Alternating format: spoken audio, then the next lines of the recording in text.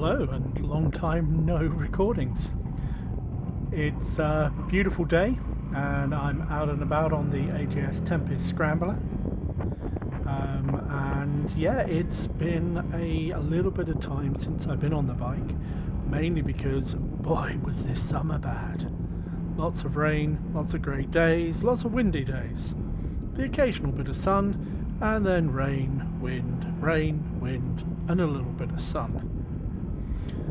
It's also taken me a little bit of time to get in and edit this video, and as you just heard, I'm still accidentally hitting the horn quite often. So checking with my shoulder, and off we go and get some speed up.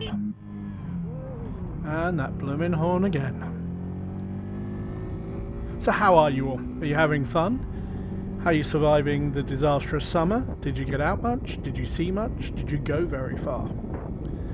I'm still picking up the confidence as a definite learner driver, but it's getting a lot better, a lot more with it, a lot more happy with how I'm handling the road, gear changes, braking, coming off of intersections, and yeah, it's quite fun. I still really battle with just getting my arse in gear. It's amazing how much just the effort of putting on riding jeans and the gear is enough to kind of put me off going out and riding when the weather's not that great. And it's something I really need to focus on and think tightly about. Coming up to nearly a year now since I did my CBT, and I think as long as I'm getting out more regularly, I'm quite happy at the moment with my riding and my perception and my awareness. So it's probably time to go and get the theory test done. Theory test of a driver that's been driving since 1986 and is now 56. And yeah, I'm sure that'll be fine. I've taken some of the online tests that is with the DVLA, and getting good marks without studying anything. Will probably take quite a few more. Anyway, we've just jumped a bit closer to Dundee, and we're heading down to the outskirts of Camperdown now. And yep, a very familiar place for all of us. And yeah, so theory tests. I guess the real question I've got is this hazard awareness, the hazard perception thing. And it's more when you're supposed to hit the button to say, hey, I've spotted something. Is it that a junction's coming up? Is it that a car is coming up on the approaching junction? Is it that somebody's sitting at the junction but isn't moving? I mean, they are all potential hazards, but you know, the obvious one would be watch the wheels when the car's stationary and just make sure they're not starting to move off, rather than trying to see what they're looking at. And also don't pay too much attention to them, because there's other things going on, as I may or may not have experienced. Anyway, as you can tell, as we get closer down, and I've dropped a little bit of altitude from up closer to home, the sun is really out, and we're going through the centre of Dundee, coming up to the DCA, and yeah, there's a few things I need to do today. Primarily I'm actually heading out to get the chain adjusted. It feels quite loose, although it's possibly within the tolerances that AJS publish, but my local Murray's motorcycles that are on the other side of Dundee very kindly will take a quick look at it for me and only charge me if it needs adjusting. And so I booked that in and thought I'd have a quick stop off in the centre of Dundee.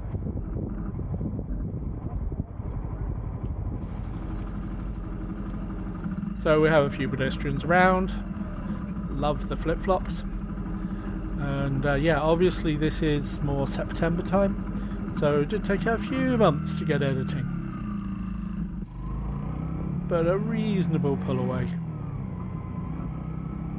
Interestingly, this Debenham site looks like it's got a new department kind of store called Fraser's coming in. So they're making some changes internally, but it'd be nice to see the old Debenham space filled up with something. And back to the red lights.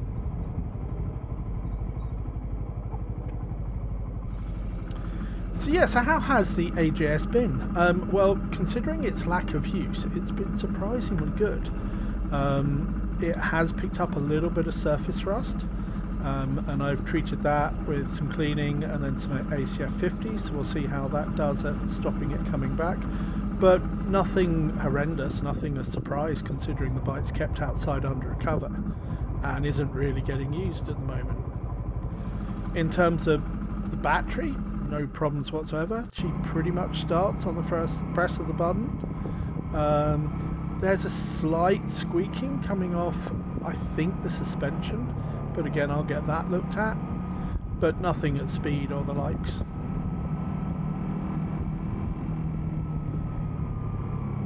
So here we go, we're just coming round Kyketon Street in Dundee any moment now, and then there's a nice motorcycle parking bay, so I can go and get a nice cup of coffee.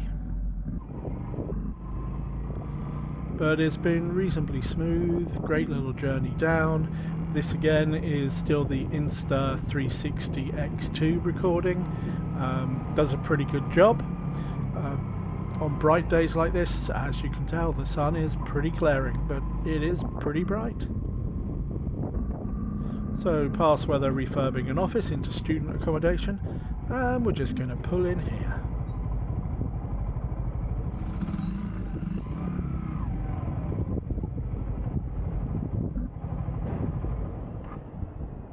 And it's time, as it says, for a quick cup of coffee.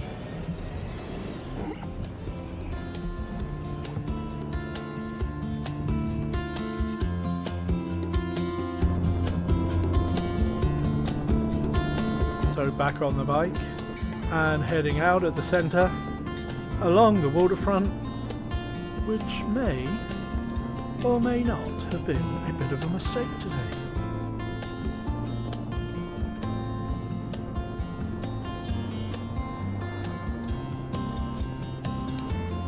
So the lights are green, but we're not moving.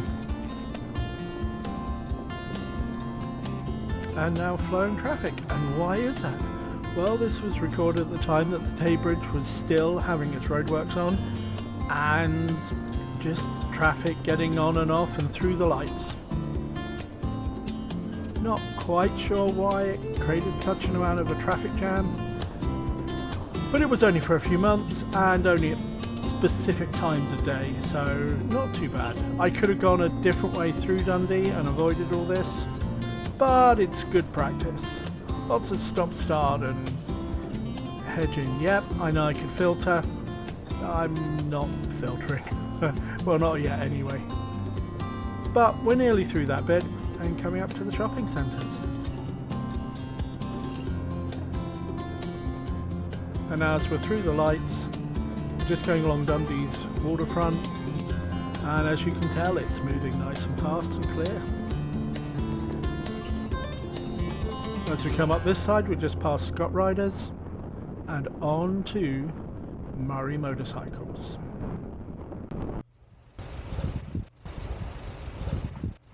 And getting the chain adjusted, which did need a little bit of adjustment. But they were great and quick, and had a quick look over the rest of the bike.